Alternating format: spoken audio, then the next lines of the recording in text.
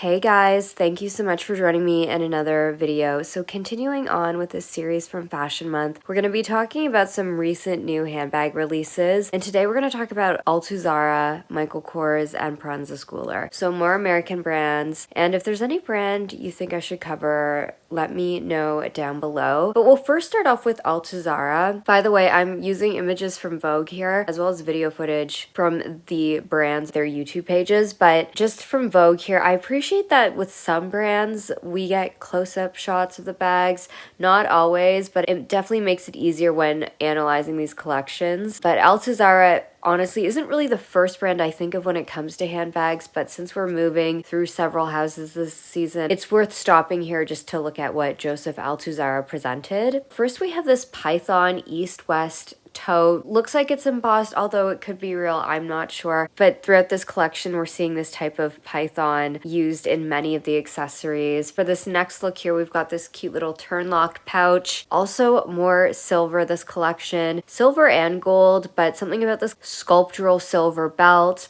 I think about brands like Ralph Lauren to Kate, lots of silver accents this season. And this little pouch also comes in this python as well. Similar style, we've got a different variation of this sort of style, this time with this shoulder strap. Also love this python against this beautiful burgundy jacket, really gorgeous. Next we've got this mini grommet shoulder style that kind of points at the ends. It kind of has this unusual like seed like shape. I don't really know how else to describe this, but it's very slouchy, soft, sumptuous, east-west in proportion. While we've been seeing some north-south bags or just like elongated bags in that direction, these types of east-west bags we're still seeing at Altuzarra. Also this python here also looks like it comes in this burgundy, this taupe. And one way some of the models were styling this bag, they were slinging it over their shoulder. There's also this crystal version, again also in this brown suede. Next we've got this really interesting satin clutch with this top handle.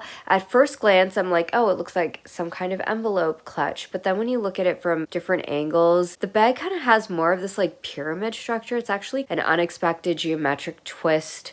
Also available in this croc or mock croc. Also, we saw in some of the other accessories this use of this kind of like croc print. A major theme I think we're seeing this season with a lot of brands, this croc or mock croc used in a lot of the handbags. And then we have this giant hobo bag, very oversized, sculptural, super practical, sort of a counterbalance to a lot of the more evening, sharper clutches. When I just looked at this collection overall, it felt very elegantly embellished. Altuzarra recently has been leaning, I think, towards this like soft classicism with, you know, especially these beautiful delicate swan-like colors, very feminine detailing. Some silhouettes called to mind like this is maybe closer to the Row or Kate. This maybe it's closer to like Phoebe Philo or Kate. But some looks felt, you know, there's maybe a little bit more maturity. There's this elegance and classicism about this collection. I was reading up on this from Vogue and they noted Altuzarra's fascination with the uncanny this season. Again, playing with surface illusions, this talk around AI, what's real versus what's not real. And then there's also these 3D florals that at first look flat or these like wing colors that turn out to be very trompe-l'oeil, surreal elements.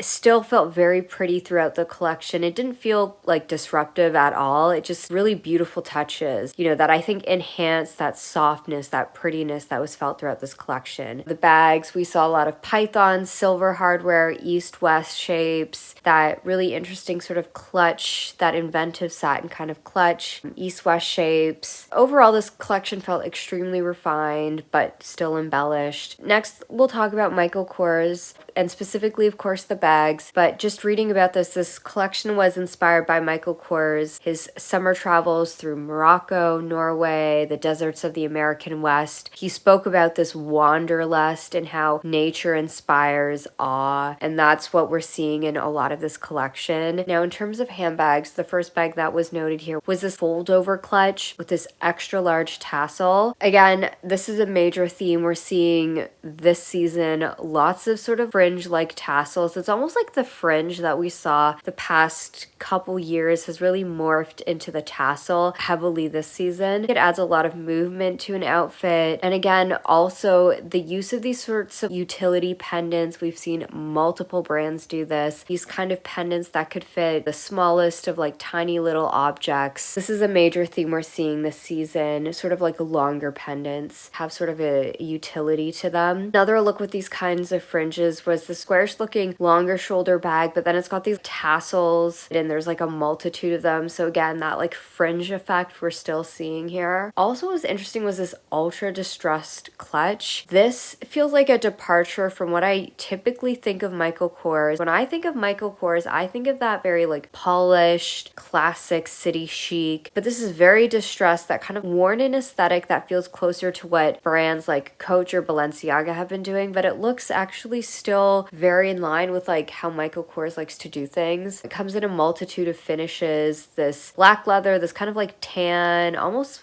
reminds me of like a paper bag, gilded gold, this python variation, kind of has this like roll-up effect or this like paper bag effect. Feels more in conversation with like a Mathieu Blazy at Bottega or even like Jill Sander than like recent Michael Kors to me. Next, we've got this woven tote. I talked about this recently when talking about Tory Burch, but we're seeing a lot of these kinds of woven market sort of styles. Again, this is like Michael Kors, and again, we've got like the tassel here. We've also got this laser cutout tote with the tassel. Looks like it's one of these bags where you put more things in, like you put in like a scarf or something, will like expand. It's one of those laser cut leather cutout bags. And we've got this dome shaped bag. So here we have it in this fringe iteration. So it has that kind of like Bottega woven fringe at the top, but then it sort of descends into the fringe. And then there's also this canvas version, this canvas and leather combo version in that kind of dome shape. So yeah, those were the bags that we saw from Michael Kors. Feels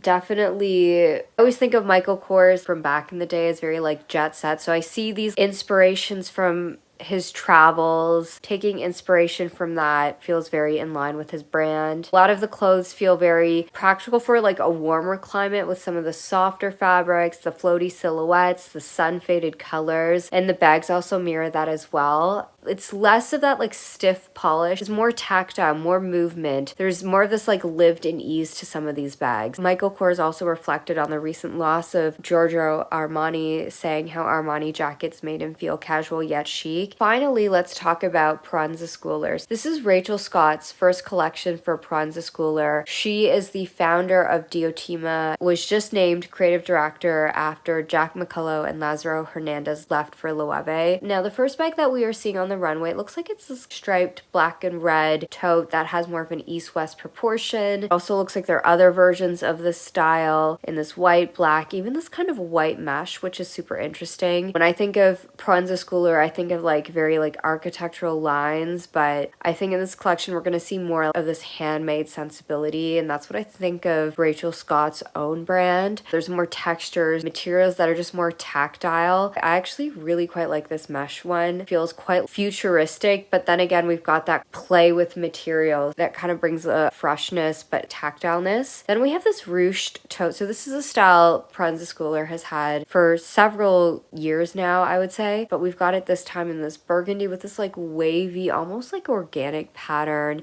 It also comes in this black. There's something quite sculptural about this design. Even just like looking at this bag against like the texture, you really see how she is injecting so much more texture. It feels a lot more intimate. There is this hands-on quality being brought to the house here. Next we have the silo bag. So the silo, it's a Proenza Schouler style they've had for several seasons now. We've got it in this white version as well as this kind of crackled silver, this burgundy, and again these rounded barrel shapes have been trending at various brands this season, and it makes sense that she would continue the silhouette. Next we've got this north-south toe, this like striping pattern, and then as well as this perforated almost like acid yellow. It feels very graphic and quite bold. Like to me this feels very like older Proenza Schouler. Something about the texture in this perforated one brings a little bit more like depth. Next, we have these basket bags with the fringes at the top. We have it here in this burgundy color, yellow, as well as this mustard yellow and this burnt orange. And then we had these sheer mesh totes. So we've got this one shown in red with this like floral print.